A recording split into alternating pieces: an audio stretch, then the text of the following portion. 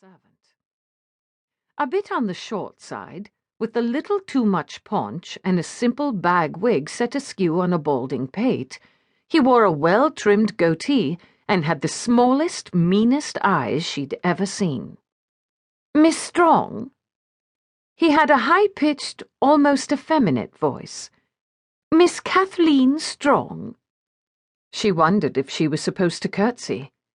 If she tried, she might very well pass out at his feet, which would hardly improve matters. She managed a slight dip. "Sir Wesley?" she said hopefully.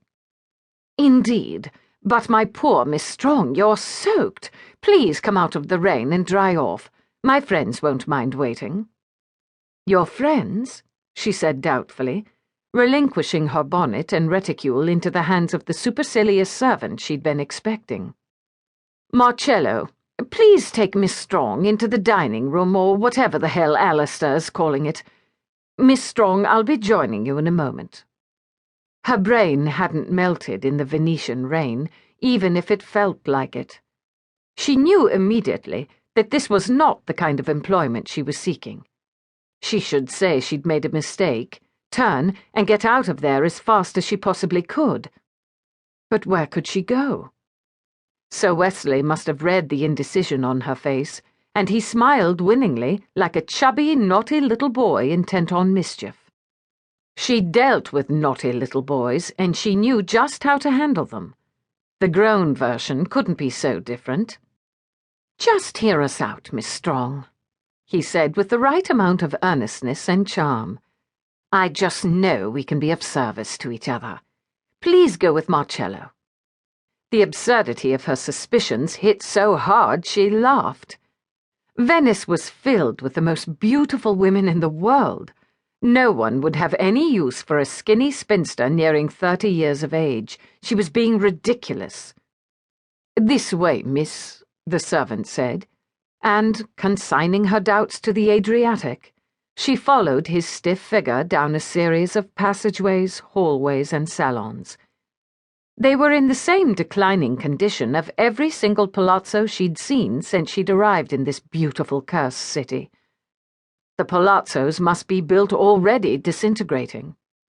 She heard the voices well before they reached the room, and her irrational misgivings came back. Men's voices, loud, slightly drunken. Courage, she reminded herself. There were almost as many courtesans as there were pigeons in Venice. They didn't want her for that. Nobody did. Marcello pushed open the door, and the noise and heat spilled forth, accompanied by the unmistakable smell of cinnamon and chocolate. Maybe they'd feed her even if they didn't hire her. If she just had a decent meal, she might be able to attend to her desperate problems with a fresh perspective. She stopped in the doorway, unsure of what to do. And then she saw him. He sat at one end of the table, long legs propped up on the scarred surface, and for a moment she stared. He was jaded, beautiful, dissolute, and his faint smile was dangerously seductive.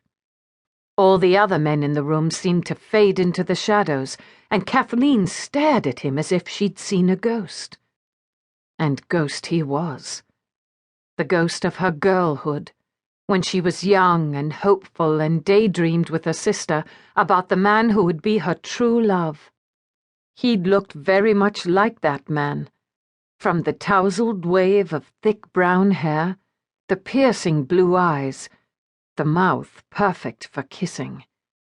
A knight on a white stallion come to rescue her. Madness.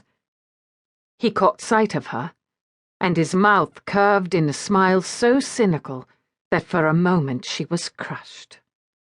"I believe we have a guest, gentlemen," he announced in a lazy voice, and the sudden silence was shocking. "A little grey wren has come to visit us. Let us make her welcome, shall we?" She wasn't sure what she would have done next. This announcement was greeted with such raucous enthusiasm that she almost turned and ran. But Sir Wesley